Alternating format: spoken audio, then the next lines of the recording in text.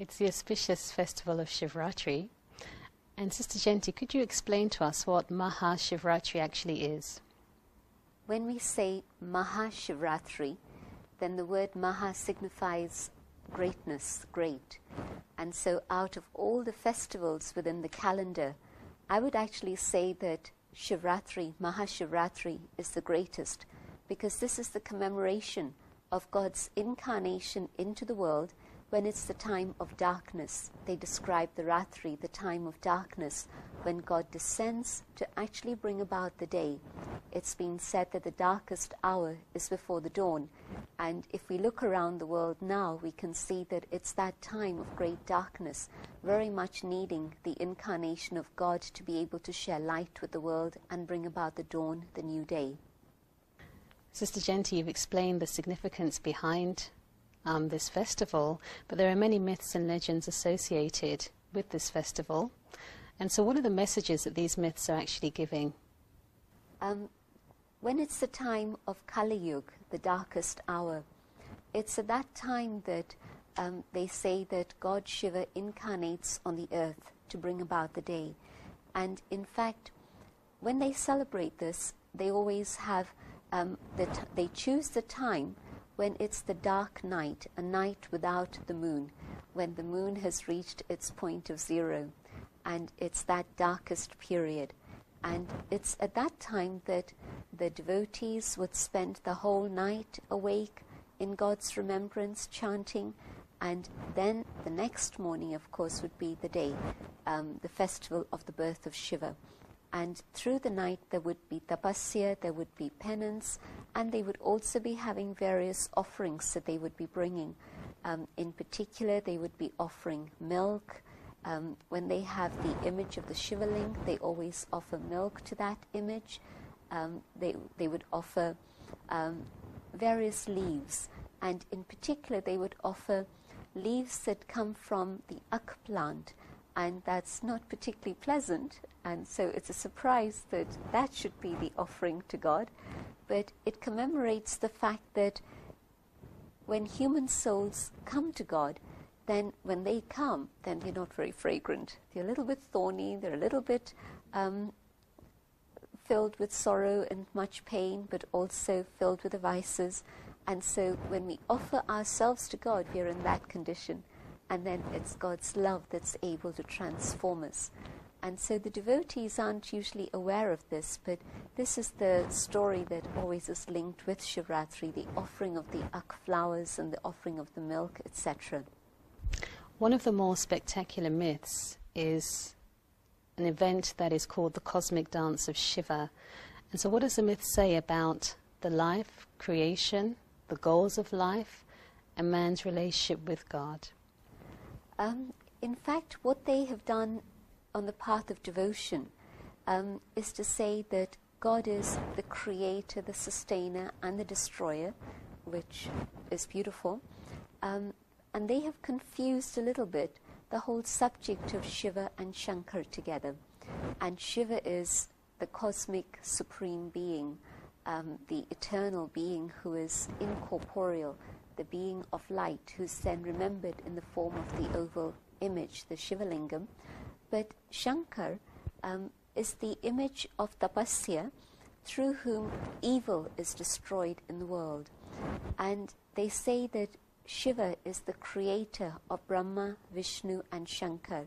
So Brahma, the one through whom knowledge is imparted, so that new creation brings about new life, the new day. It gives new birth to souls through the awakening of spirituality and through spiritual consciousness. Then through Vishnu, the sustainer, Vishnu is the image of male and female together. 4 arms, it must be symbolic, it can't be a physical reality. But it's the image of Lakshmi and Narayan representing male and female together.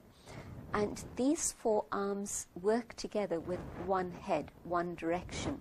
And so the unity of thought within the harmonious family life, when it's based on purity, is that which sustains the world.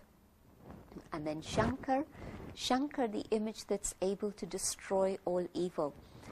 Shankar is a form that's shown of the masculine image with the snakes around his neck, seated on a lion's skin. These are some of the images associated with that.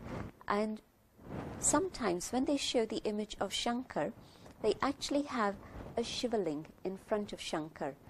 And it's indicating that Shankar is in meditation, in contemplation of a being who is higher than himself. And so the incorporeal God, the father and mother of the whole of humanity, and then Shankar, through whom evil is destroyed in the world. They say that when the third eye of Shankar opened, everything was destroyed, but it actually represents the destruction of evil. And the conquest of evil is also symbolized by the snakes around his neck. Normally you would be afraid of snakes, and in this case, what's happened? He has conquered them. And seated on a lion's skin, again, the lion, the king of the jungle, representing matter, the animal world. And so the power of tapasya, intense meditation, the power of conquest of evil, all represented in this form.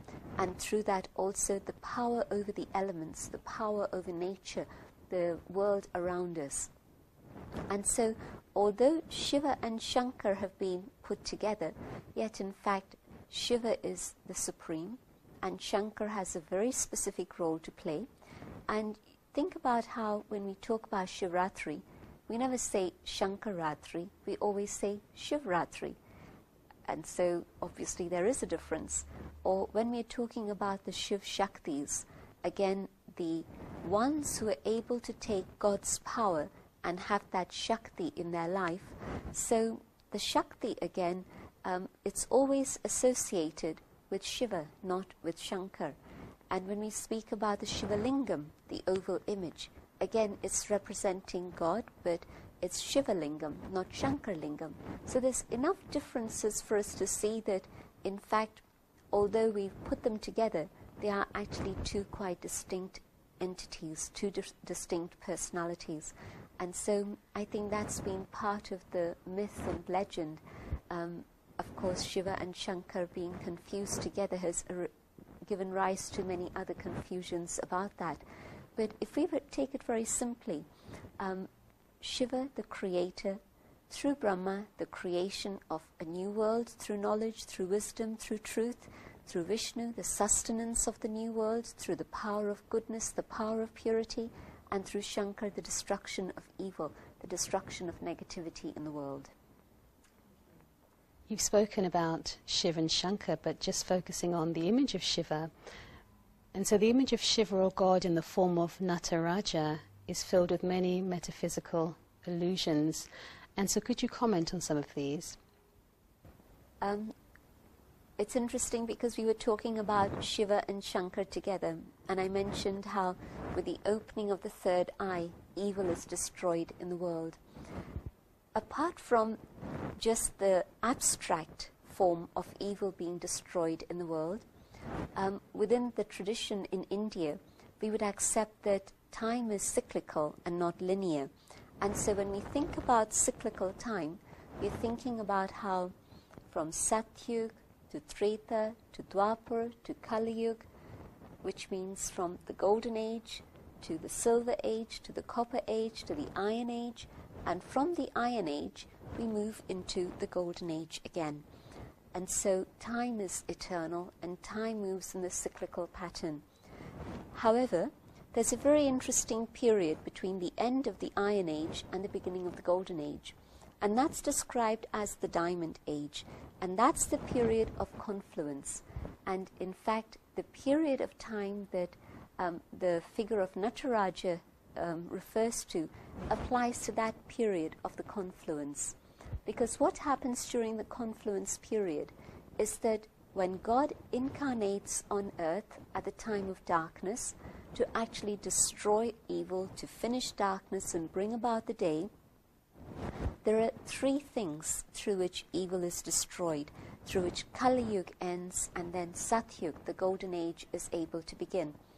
And those three things are natural calamities and civil war and war on a huge scale across the world.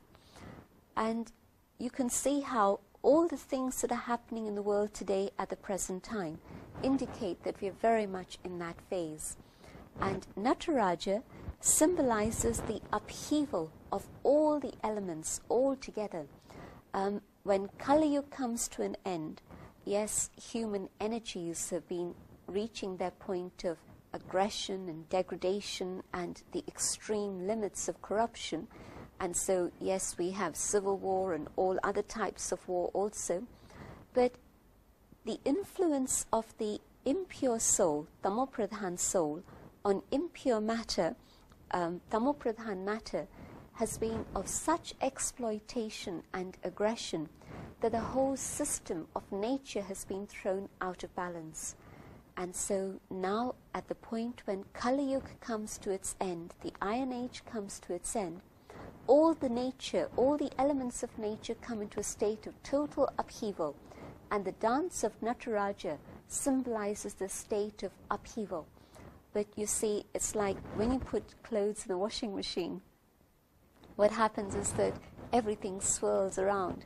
But within the spinning of the clothes, within the swirling of the clothes with the water and the detergent and everything else, what finally happens is that you actually get clean clothes, hopefully. And the same thing is happening as all the elements spin around and the whole of nature gets into a state of upheaval, because the system of nature has been put into a state of disruption and chaos totally through human influence and intervention and aggression, but also through God's love, God's peace, God's purity. Although things move into upheaval, things then begin to calm down, and what comes out of that entire state is a new world. A world that has been cleansed, a world that has been purified, so that then the golden age, Satyug, can begin once more. And so the whole dance, the cosmic dance of Shiva, symbolized by Nataraja, is expressing this idea that from the end of the Iron Age through into the Golden Age, that period of the Diamond Age of confluence is one of great turbulence, great chaos and upheaval. And everything spins around, but beyond that then, everything settled down in its state of perfect purity once again. Nature returns to a state of order, the human soul has been cleansed and purified, that returns to its state of order and purity, and a world that is new, a world that has been rejuvenated, a world that is pure is ready to begin again.